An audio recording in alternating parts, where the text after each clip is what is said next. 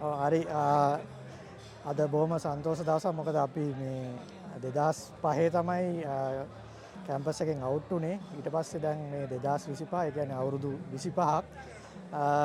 අද එතකොට අපි ඔය Facebook එකෙන් සෝෂල් මීඩියා and WhatsApp වලින් අපි හම්බුණාට වඩා හම්බෙලා තියෙන හුඟක් අය. නමුත් අද තමයි මේ හුඟක් කට්ටිය අපි ෆිසිකලි හම්බුනේ.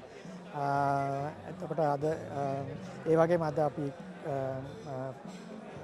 ෆෝරම් එකක් වගේ හැමෝගෙම අදහස් ෂෙයා කරගත්තා.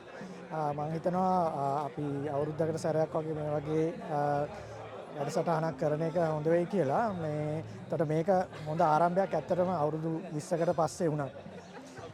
ඒකන තමයි මට කියන්න තියෙන්නේ. මේක අනික හොඳට සංවිධානය කරලා තියෙනවා අවුරුදු 20කට පස්සේ වුණත් ඒ සංවිධායක මණ්ඩලයට ස්තුතිවන්ත වෙනවා.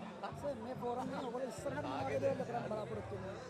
අද කතා වෙච්ච විදිහට අපි මොකක් හරි වෙන ඔක්කොම ඔය දේශපාලන ඒ ભેද නැතුව අපි රටට වැඩක් වෙන විදිහේ දෙයක් තමයි අපි කරන් ඉන්නේ. සමාජයට වැඩදායක දෙයක්. මොකද අපේ බැච් එකේ හුඟක් අය මේ ලංකාවේ හුඟක් උසස් තැන්වල ඉන්නවා. ඒක තමයි අපි හුඟක් කතා වුණේ. මොකද අපි ඇත්තටම රජයට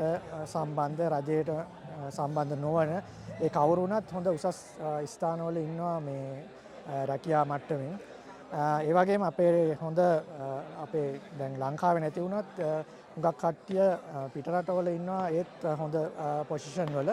ඒ හැමෝගෙම සහාය අරගෙන අපි මොකක් හරි ඉදිරියට රටට වැඩදායක දෙයක් කරන්න තමයි අපේ බලාපොරොත්තුව.